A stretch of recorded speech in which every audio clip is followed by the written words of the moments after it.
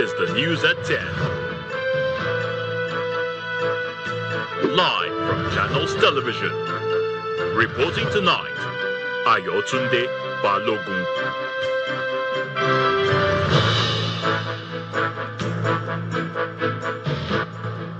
Hello and welcome tonight. Federal High Court in Lokoja set aside earlier judgment ordering INEC to register Nigeria Democratic Congress as a political party. Nigeria Democratic Congress rejects Federal High Court ruling and says judgment did not deregister the party or invalidate its candidates for the 2027 elections. People's Redemption Party rejects President Bola Tinubu's state police proposal, calls for broader stakeholder consultations. And former U.S. National Security Advisor John Bolton pleads guilty to mishandling classified information used in book notes.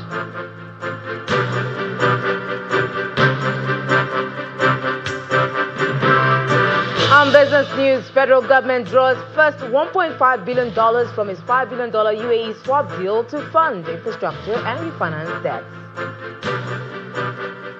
On sports news tonight, heavyweight champion Alexander Usyk says he's vacating his 3 boxing world title belts, but is not retiring.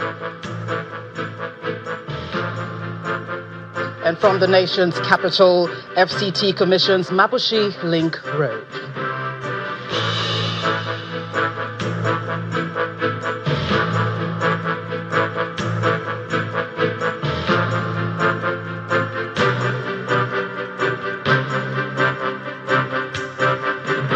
We started from the courts, and the Federal High Court in Lokoja has set aside its earlier judgment that directed the electoral umpire INEC to recognize the Nigeria Democratic Congress NDC as a registered political party.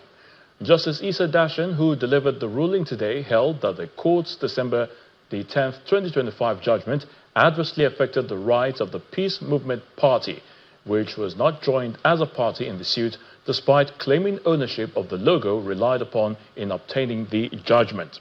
Counsel to the applicant, Chikezie Kyocha, told journalists that the Peace Movement Party approached the court after discovering that the NDC's registration was based on a logo it had previously submitted to INEC before the commencement of the suit.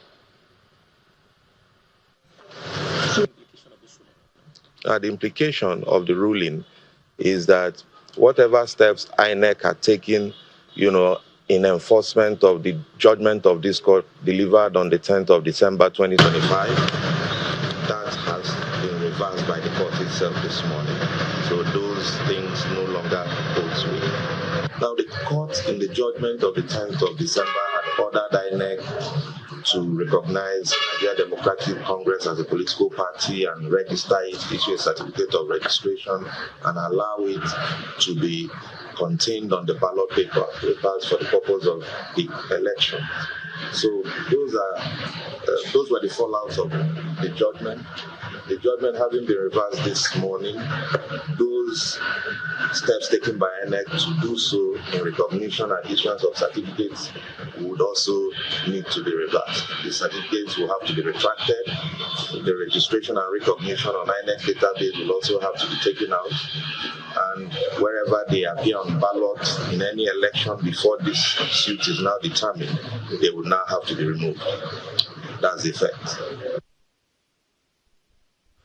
Meanwhile, the Nigeria Democratic Congress says it will appeal today's ruling by a federal high court in Lokoja, insisting the judgment does not amount to the party's deregistration. In a statement signed by its national chairman, Senator Moses Cleopas Zuoge, the party says it remains a legally registered political party and is fully participating in preparations for next year's general elections. The party also argues that the application was filed by the Peace Movement Party, which it describes as an unregistered association with no role in the current electoral process. The NDC explains that since securing a court order compelling INEC to register the party in 2025, it has already conducted membership registration, congresses, primaries, and even fielded candidates in recent by-elections. There was no order directing our deregistration. However, We are dissatisfied with the decision that has been made, and we have instructed our team of lawyers to immediately proceed to the Court of Appeal to challenge the jurisdiction and propriety of His Lordship's order. We assure the general public, and particularly our candidates at all levels, that our party is on course. The NDC has not been deregistered.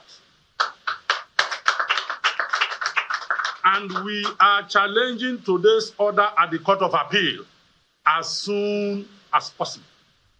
We have no doubt that justice will be done. We condemn efforts by those who seek to shrink democratic space and stifle opposition voices and alternatives.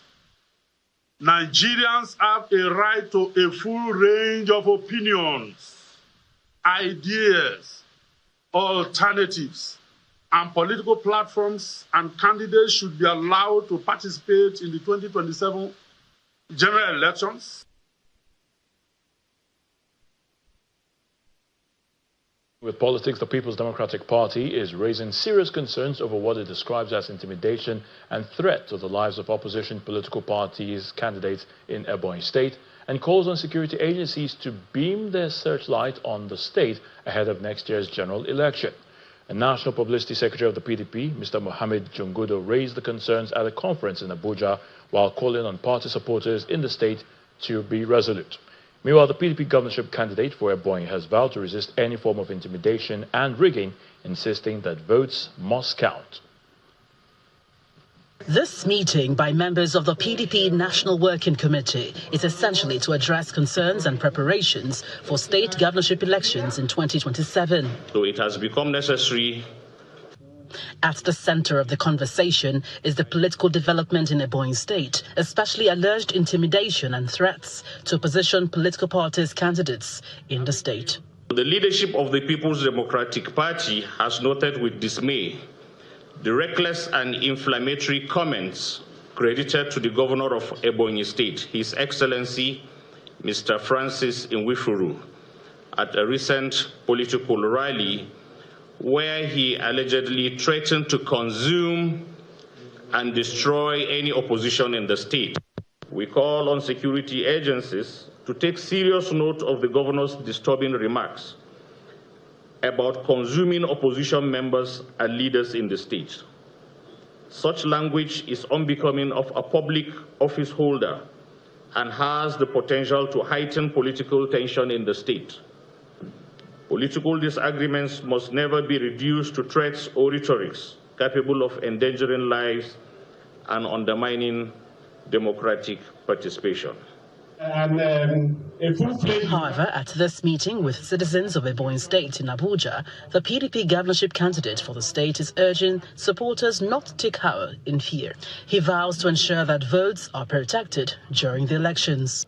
I'm a bona fide son of Ebonyi State who believe that Ebonyi should better, govern than what we are saying today. And that's why I'm presenting myself to contest to be the governor of Ebonyi State. Last time we did it. Last time you supported me. Last time you voted for maybe whatever thing that happened, taking it, and it's how God wanted it. But one thing I want to assure you this time is that your vote must count. Nobody will leave you out or leave us out this time around. The PDP is featuring governorship and state assembly candidates in all the states that are participating in the 2027 governorship election. And although the party currently has no governor in office, its leadership is hoping to win back some of the states it lost to the ruling party. And Governor Monday Okpebholo has called on members of the All Progressives Congress in Edo Central Senatorial District to remain united and committed to securing victory in next year's general elections. Speaking during the meeting with APC stakeholders and local government election candidates at his residence in Ira, the governor expressed confidence that President Bola Tinubu will secure 2.5 million votes from Edo State. At a separate engagement with support groups, the governor met with motorbike and tricycle riders Edo women ambassadors for Renewed Hope Agenda and the Arewa community, promising support for transport operators and noting that Nigeria's First Lady will soon visit Edo to empower women with business loans.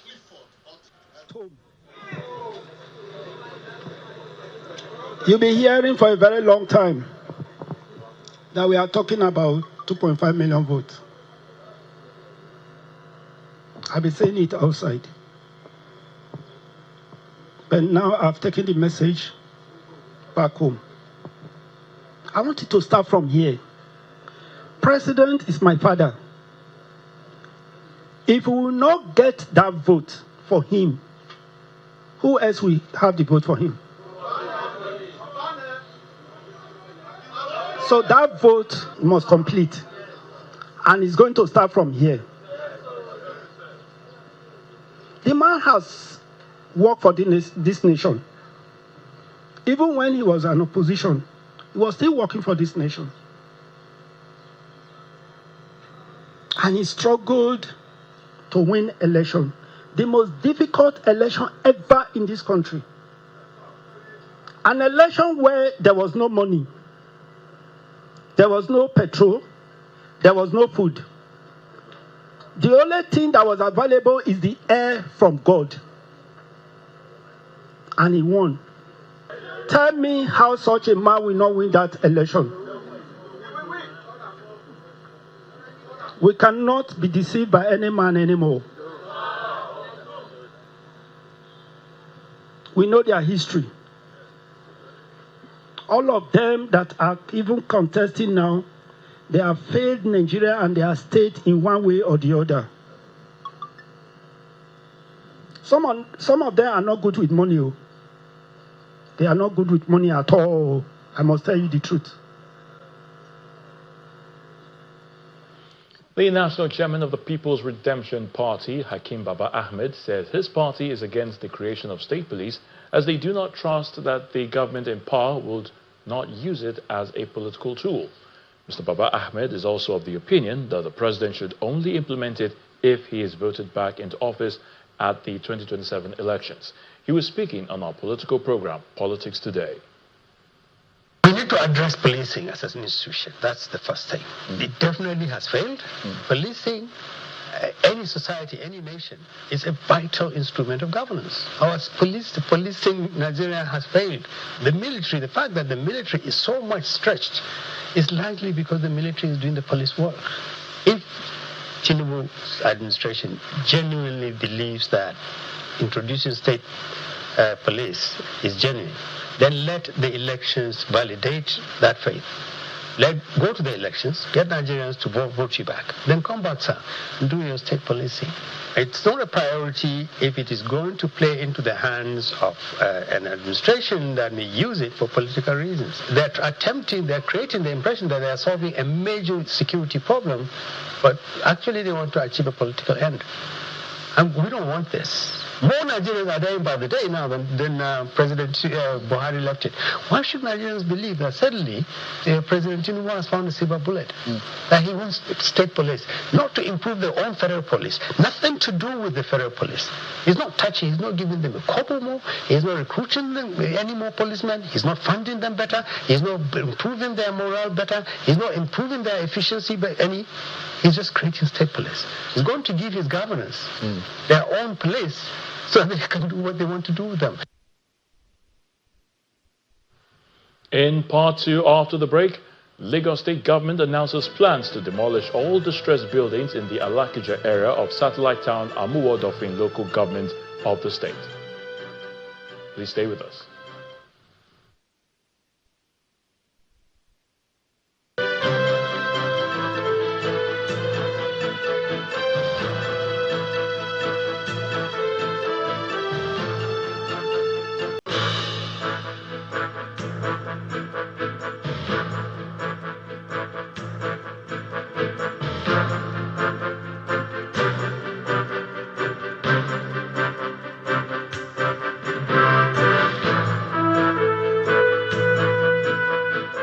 Welcome back. If you have just joined us, you're watching the news at 10 on Channels Television, broadcasting live from Lagos. A reminder of our top stories.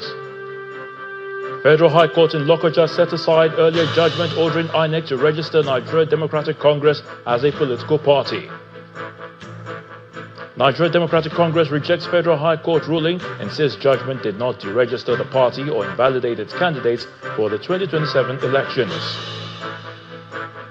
People's Redemption Party rejects President Bola Tinubu's state police proposal, calls for broader stakeholder consultations.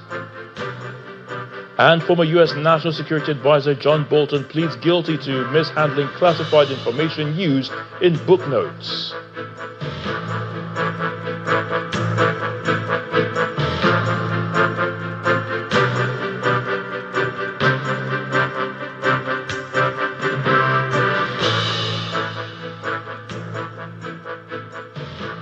The River State House of Assembly has fast-tracked consideration of the medium-term expenditure framework presented by Governor Siminalayi Fubara.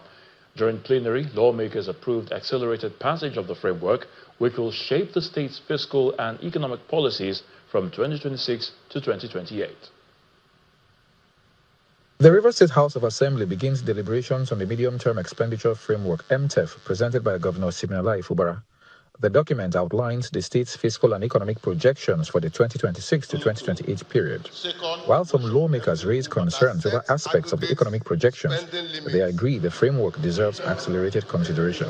We will also need to consider diversification of revenue by encouraging the state government, the executive, to continue to strengthen its economic base by promoting investment and expand digital revenue collection. I believe, from my little knowledge or residual knowledge in economics, that document merits its speedy passage because it contains three basic components of economic growth. As debate continues, members scrutinize key provisions of the MTEF but unanimously back its speedy passage. If you look at the provisions for education for the period of 2026 to 2028, I think it is impressive, even though I would have asked for a little enhancement in that area. Like say lapses or lacuna, at this point I would say it has passed a half bridge. So I want to say we give it a speedy passage so that the state can as well move forward, Mr. Speaker. Speaker Martin Amewule acknowledges that the process is running 6 months behind schedule, but says the Assembly is committed to fast-tracking consideration of the framework. The governor ought to have brought this medium-term expenditure framework to this August Assembly by September of last year. So we are running behind time already. And 6 months, about 6 months, of 2026 is gone already.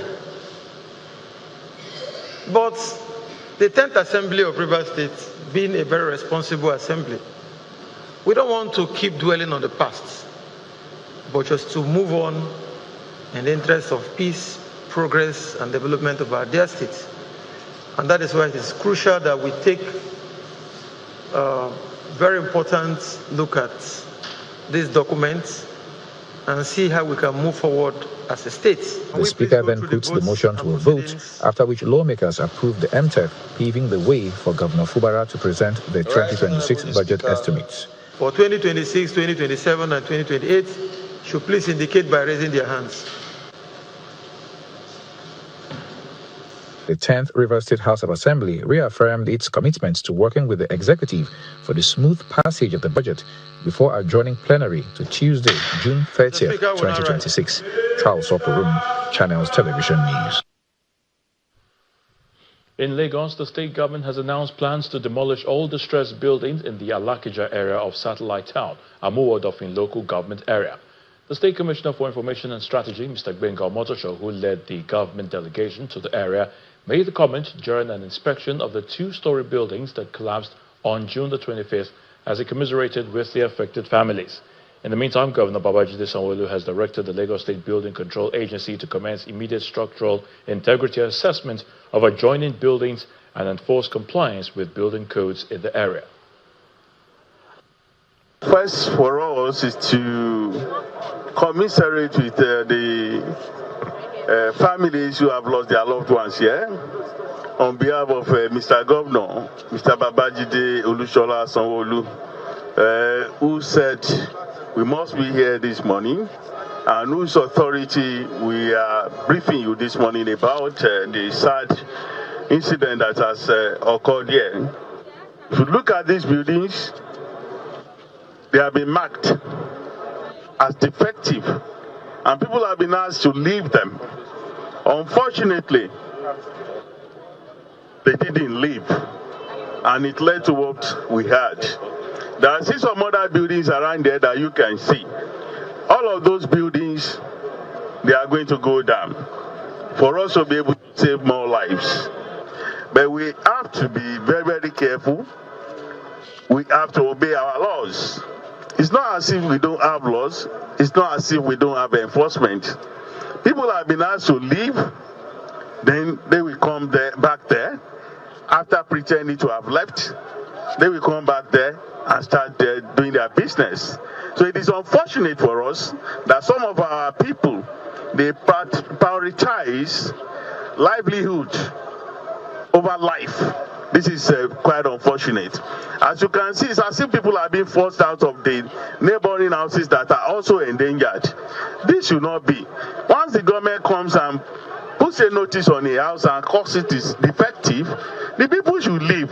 It's not as if you leave today and then before the government comes down to bring down the house, you start packing in there and doing your business.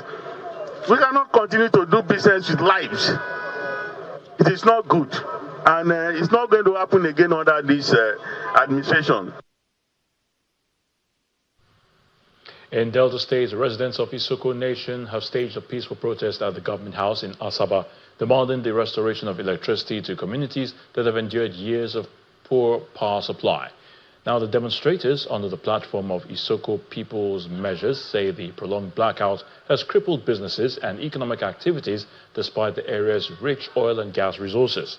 Leading the group of protesters, the convener of Isoko Needs Light, Ubaro, say the people have rejected the Delta State government's proposed 33 kV power project as they urge government to complete the abandoned 132-33 kV transmission substation in Ozoro instead.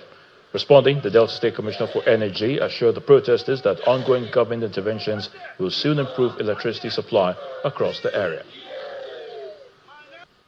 We are neglected in the case of light, which is life of all men. What can you do without light? A man that is blind, that leaves the people, all of them will be blind, that will fall into a pit. So we are calling on him.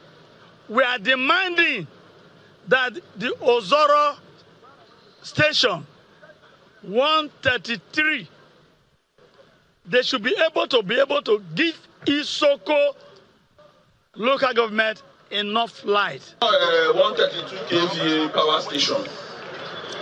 As you well know, this job was abandoned not in this administration. It has been abandoned since maybe 2011. Just last week here, I submitted a report to His Excellency on this project, and he's looking into it as part of permanent solution to light up Isoko Nation. And I assure you that at the end of the day, the governor that you know will do the right thing. There is rehabilitation that is going on very soon. By next week, the contractor will be on site to make sure they restore light to Isoko Nation. President Bola Tinubu has signed the 2026 National Identity Management Commission Act into law, a move aimed at modernizing Nigeria's identity management system, strengthening national security, improving public service delivery, and advancing the country's digital economy. The signing ceremony took place at the State House in Abuja in the presence of the President of the Senate, Godswill Akpabio, Deputy Speaker of the House of Representatives, Benjamin Kalu, House Leader Julius Nyawere, and other top government officials. Also in attendance were the Attorney General of the Federation and Minister of Justice, Lateef Fagbemi, Minister of Interior, Olubunmi Tunji-Ojo, a World Bank representative, Taimur Samad, and the Director General of the National Identity Management Commission, Dr. Abisoye Koka Odushote. Speaking after the signing, the Interior Minister, Olubunmi Tunji-Ojo, described the new law as a major milestone in the government's reforms to strengthen internal security and improve access to public services. The minister also disclosed that Nigeria's integrated identity database recently aided security agencies in the arrest of suspected terrorists returning from the Holy Pilgrimage.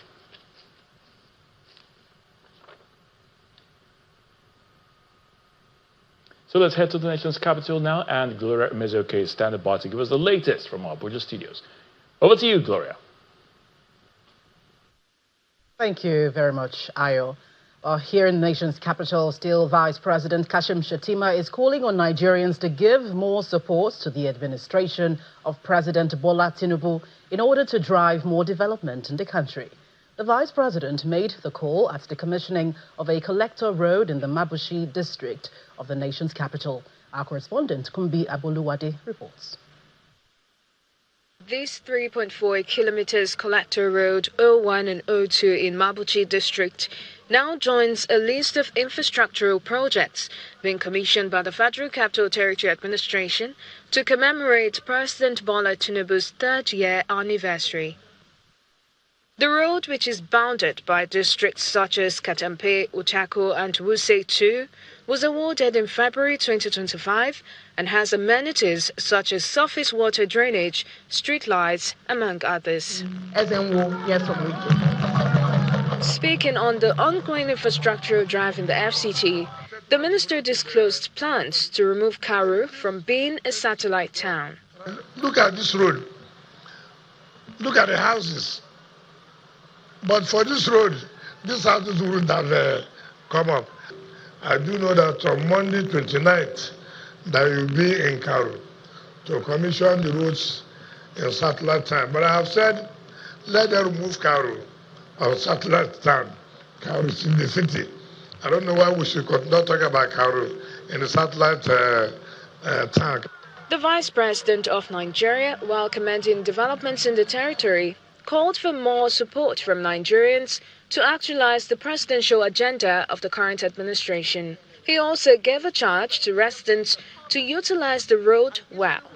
By strengthening interconnectivity here in Mabushi district and indeed other districts, we are strengthening the entire Federal Capital Territory. My good people of the FCT, this road belongs to you. Use them responsibly, protect them jealously. To all Nigerians, I urge you to continue to support this administration. With your support, we will build more roads, create more jobs, and restore full confidence in governance. With the speeches done, the Vice President, who is representing President Bola Tinubu at the event, proceeds to commission the project. His Excellency proceeds for the commissioning.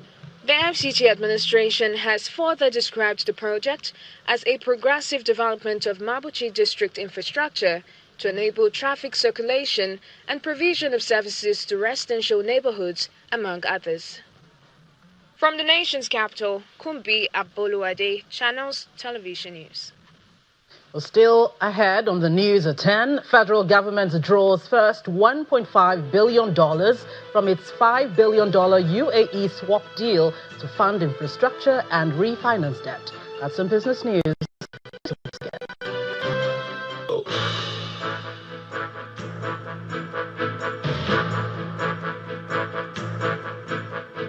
Welcome back. You're still watching the news at 10, coming to you live on Channel Television. To the health sector, the coordinating Minister of Health and Social Welfare, Professor Mohammed Pate, says the federal government has approved the disbursement of 32.88 billion naira as the 2026 second quarter basic healthcare provision fund allocation to eligible gateways, states and local governments. The minister made the revelation at the 15th Ministerial Oversight Committee meeting of the fund in Abuja. Professor Pate adds that the Tinubu administration has significantly expanded investment in primary health care, noting that 235 billion of the 339 billion naira disbursed through the fund over the past 12 years was released within the last 3 years. It said more than 8,000 primary healthcare centers are now receiving direct quarterly funding. Over 3,000 facilities have been revitalized, and emergency medical services supported by the fund have provided care for more than 130,000 Nigerians. The minister also highlighted the expansion of health insurance with 6 million new enrollees, free emergency obstetric care for over 48,000 women, fistula repairs for more than 4,700,000 women, and improved national preparedness against disease outbreaks, including Ebola. We have seen tremendous progress, but the progress is fragile. It depends on our continued commitment. The federal government's leadership, the states and their agencies, and our development partners. There are still challenges in terms of the availability of these resources in the front end. Challenges of utilizing those resources in the front end well. But we are committed to continue building on this effort so that Nigeria's health outcomes improves. And as we have seen on the continent of Africa, a recent report showed that Nigeria's health system is fourth in the continent, after South Africa, Tunisia, Kenya, and then Nigeria, even ahead of a country like Egypt, which is sometimes where Nigerians go for care. So we are seeing true progress with data to back it. And the 32.8 billion naira that was approved for disbursement will follow, will be channeled to the states, will support health insurance, will continue this good work alongside other interventions through the sector-wide approach. On human resources, we also discuss the challenges, particularly in some regions, particularly the southeast and south and southwest, where we're seeing movement of staff from primary healthcare centers to higher level facilities. Primary healthcare is the foundation of the Nigerian health system. It is the responsibility of states and local governments. So we call on state governments to ensure there's adequate staffing for primary healthcare at the state level, while we're expanding the training capabilities in collaboration with Ministry of Education to ensure that our health system continues to move forward. Over to Borno State. In an effort to fight desertification, the state government has raised about 4 million seedlings, established 10-kilometer shelter belt and windbreaker across the state. The government also drilled and converted several boreholes into solar hybrid power energy to provide prompt water supply to areas faced with challenges of water scarcity and rural areas not connected to the national grid. This is one of the 1.5 hectares of green zones established by the administration of Governor Babagana Zulum of Borno State for plantation and raising of about 4 million seedlings. The government also provided solar power boreholes to ensure uninterrupted water supply to the nurseries, comprising of economic and non-economic trees that can withstand the harsh weather, especially in the desert-dominated areas. As people are cutting down trees without minding the effect or impact on the environment, thereby causing climate change, global warming, and desertification. So the Borno Agency for the Great Green Wall has took a giant step by raising 3 million seedlings in Borno State that we can massively afforestate everywhere. Prior to the last flooding in the state, the government embarked on the drilling of several boreholes in the communities where internally displaced persons have returned, apart from the conversion of gasoline boreholes into solar-powered boreholes. The 48 boreholes converted into solar-powered would use generated energy from the sun and at the same time from electricity. Since the last flood disaster, the governor approved that the boreholes drilled 40 years ago be converted into hybrid boreholes to ease the water scarcity. Some residents of the communities commended Governor Babagana Zulum for prioritizing the needs of the residents by providing them with clean drinking water. This borehole, I think, it's meant for us.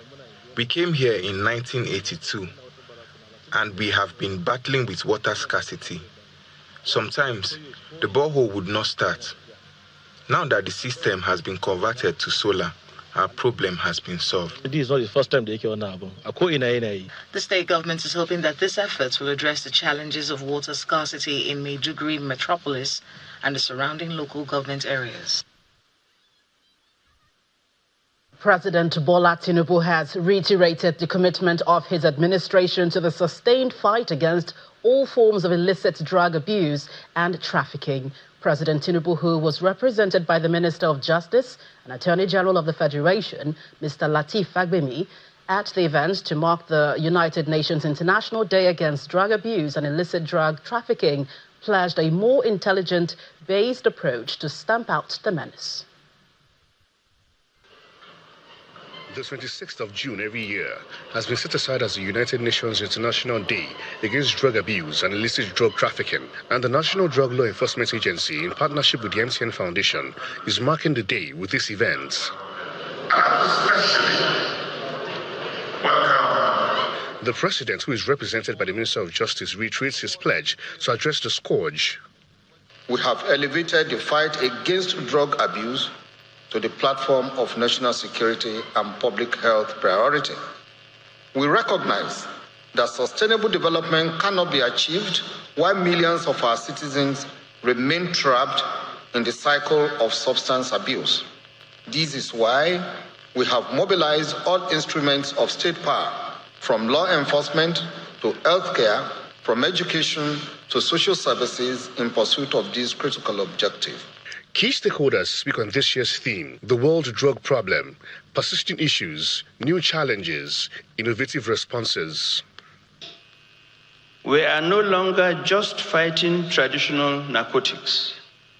We are battling the rapid proliferation of synthetic drugs, the emergence of highly potent psychoactive substances, the weaponization of prescription medications, and the dark exploitation of cyberspace.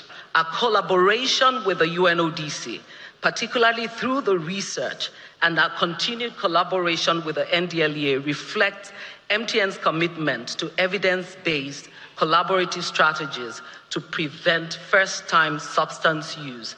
We just need, as a society, to respond in a very innovative way. That means doing things that are good in a very consistent, very effective, and very scalable manner. The MTN Foundation and its partners speak on their motivation. When to push the message about substance abuse into our secondary schools, our universities, just to make sure that the Nigerian youth has enough information. You know, we work with those who are in rehab centers, and we see a lot of very, very harrowing cases. So that is why we're so happy with the indices that have been rolled out here and the successes being made on all fronts to combat drug abuse and illicit trafficking in the country. It's really heartwarming that all this is being done. Stakeholders also called for more support for persons seeking rehabilitation. Dele Omoyeni, Channels Television News. Well, that's it from the nation's capital. It's over now to Will Ebonyi in Lagos for business news.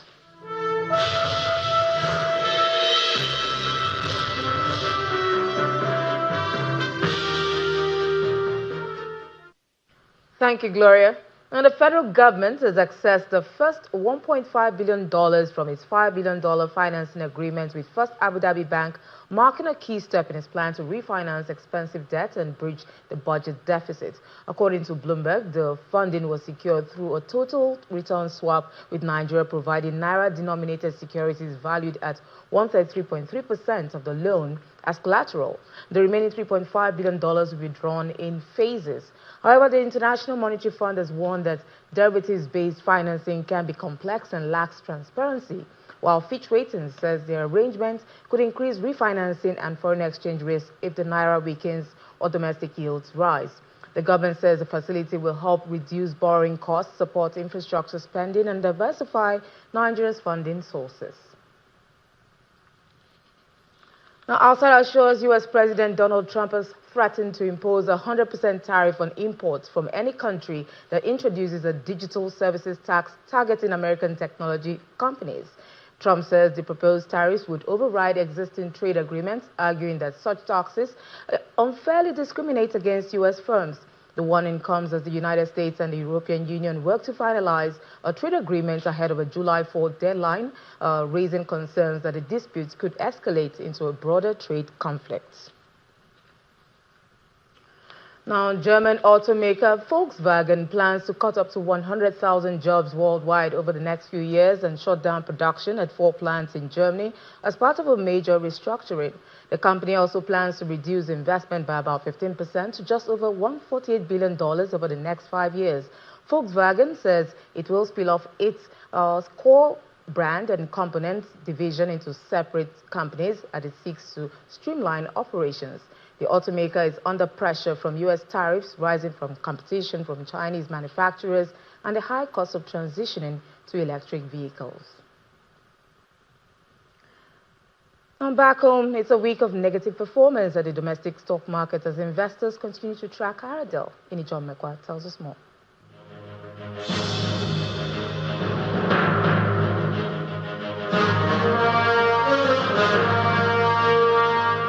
Good evening, everyone. Welcome to the Stock Market Report. Well, for a second straight day, Aradel is responsible for the red color, or majorly responsible for the red color that we see at the NGX. So while it opened at 1,418 naira, at the close of trade, it was 1,417 naira 50 kobo. And, well, it's not alone. When we look at the sectors, we see that almost everybody's responsible for this red color. Insurance is down more than 2%, 2.23% down. Royalex, Intelligence, they led that. Consumer goods almost 1% down today. The big guys, Dangote Sugar and Nigeria Breweries. Oil and gas, well, has done even worse than that. Aradel, as we said earlier, and Japan Gold has contributed to this 4.66% red that we see. So at the close of trade today, almost R1 trillion is what investors took out of the market.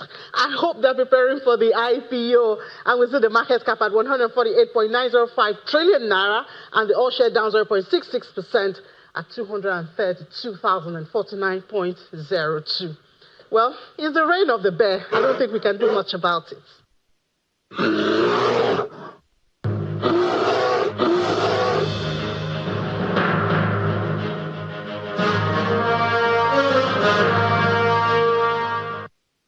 Thank you, Ini. We think investors are pulling out money for the Dangote IPO, but we'll keep an eye on that. But let's check out the closing numbers for other major stock markets at the close of business today.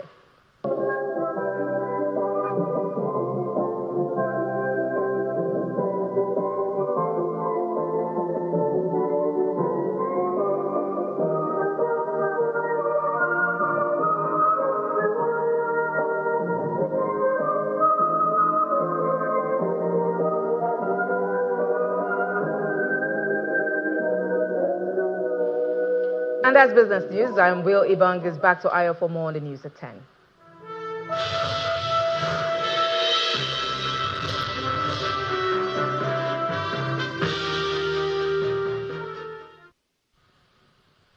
Many thanks, Will. Simon Pusey is up next with more international news and around the world in 5 from our London studio.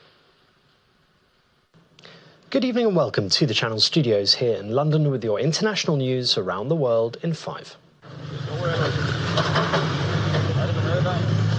Rescuers are searching through rubble in a rush to save lives after 2 powerful earthquakes struck Venezuela near the capital, killing at least 235 people and injuring at least 4,300.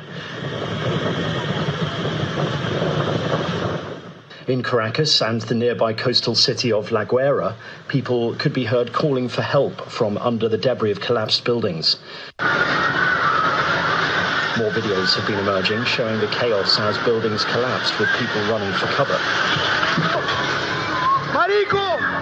Both 7.2 magnitude and 7.5 magnitude quakes occurred close to the surface, making destruction more severe. Many more people are feared dead, with others left homeless or too afraid to stay in damaged, unsafe buildings, sleeping in the streets after the disaster. I had an opportunity to talk earlier this morning with Delcy Rodriguez, the acting president. We're obviously awaiting we're already deploying search and rescue teams from Fairfax County, Virginia, and Los Angeles. There'll be some others we'll add. That's their most immediate need right now is search and rescue efforts. They have a bunch of collapsed buildings, and so they'll need a lot of help in terms of digging through that. International support is rapidly mobilizing, including incoming urban search and rescue teams from different countries. and multiple offers of assistance from across the region and beyond. Our emergency relief coordinator, Tom Fletcher, said in a statement this morning that we and our humanitarian partners are fully mobilized to support the people of Venezuela. UN agencies are mobilizing assistance and will deliver support as quickly as possible. The UN's International Maritime Organization has paused the planned evacuation of more than 11,000 sailors stranded in the Strait of Hormuz after a cargo ship passing through the waterway was attacked. Several boats had already been evacuated, but the agency said it wanted to ensure that necessary safety guidelines would continue to be in place. The attack came after Iran's Islamic Revolutionary Guard Corps had warned that attempts to cross the strait along a route designated by the International Maritime Organization would be unacceptable and completely dangerous, and vessels should coordinate with Iran. US officials said Iran had fired on the ship. Kenya has marked 2 years since the deadly anti-government demonstrations in 2024, with one of the heaviest security operations the capital has seen. Police sealed off central Nairobi, blocking major routes and razor-wiring approaches to Parliament after intelligence warned of possible violence. Thousands of would-be marchers were kept from the city centre, while grieving families gathered near Parliament to honour the more than 60 people that were killed in the Gen Z uprising over tax rises and the cost of living. Opposition figures joined the commemorations. Police say more than 350 people were arrested across the country. India is grappling with one of its driest starts to the monsoon on record, raising fears for farmers and water supplies. Forecasters say the country received barely half its normal rainfall in the first 3 weeks of June, leaving a deficit of nearly 50% and what experts believe could be the driest June in more than 100 years. Some states have fared far worse, with Maharashtra running an 85% shortfall and Gujarat not far behind. The Weather Office says the monsoon is now finally advancing into central and northern regions over the coming days, bringing hope of relief to parched fields after weeks of anxious waiting. A liner along the bottom of the Lincoln Memorial reflecting pool in Washington, D.C. was cut with a sharp knife or razor earlier this month. That's according to an official at the National Park Service. Earlier this week, US President Donald Trump blamed vandals for a 300-foot-long gash and accused someone of putting fertilizer in the water. The statement in the court filing is part of a lawsuit filed by a non-profit organization seeking to stop the Trump administration's work on the site. Renovations to the Lincoln Memorial reflecting pool started in April and went on for 2 months, under Trump's request ahead of the 250th anniversary of the United States. And footage shows the moment a wild elephant attacked a bus carrying Air Force personnel in Sri Lanka. The incident happened in Kirinda, a town in the island's southern province, on the 23rd of June. No injuries were reported, but the vehicle was damaged. Wild elephants are often seen near roads close to forest areas in Sri Lanka, where they sometimes attack passing vehicles. And that's your international news around the world in 5. Now back to the Channel studios in Lagos.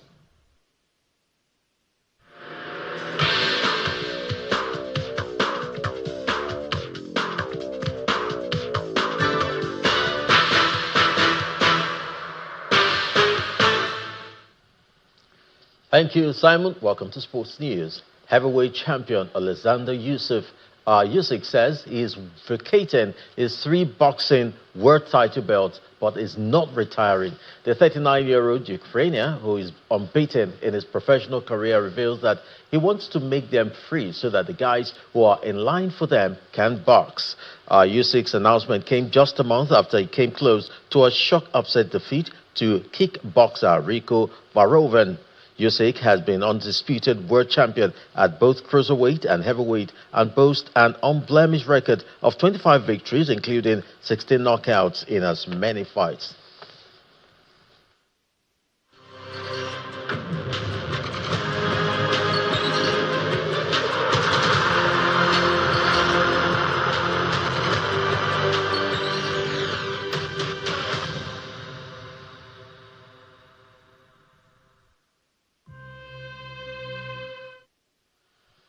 And to the World Cup, France beat Norway 4-1 to finish with maximum 9 points in Group I at the FIFA World Cup, with Ousmane Dembele netting a hat-trick.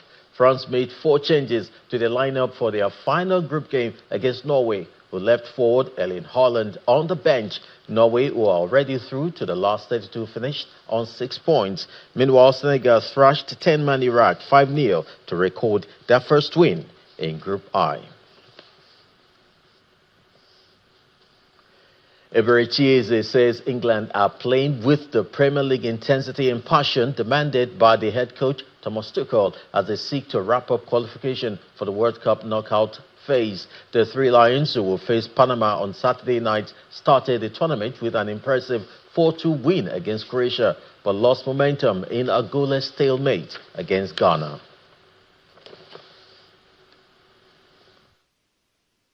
Pretty well. I think you can see the intensity and the passion, spirit that we play with. I feel like whenever we play a game, we have that level of dominance, and we try to impose ourselves in every game, and you can see how difficult it is for opponents to play against us, that energy and spirit. So I think adding that plus the quality that we have in this team, it makes us really difficult to play against. Yeah, it's a beautiful experience. It's a great opportunity for all of us to play in a competition like this, to have a chance of winning it as well and having that as a goal. I think that's an amazing thing to be a part of, and yeah, whatever I'm called upon to do, that's the mentality I have. I'll attack it as much as I can.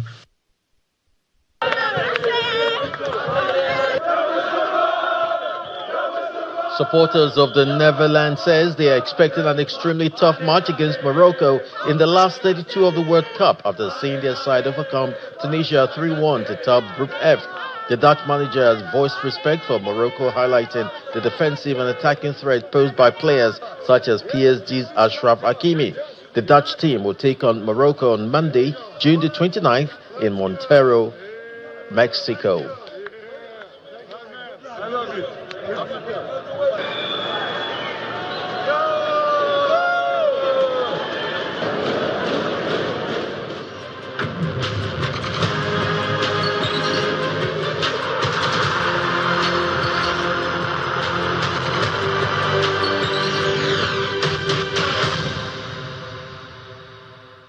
That sports is back to you, Ayo.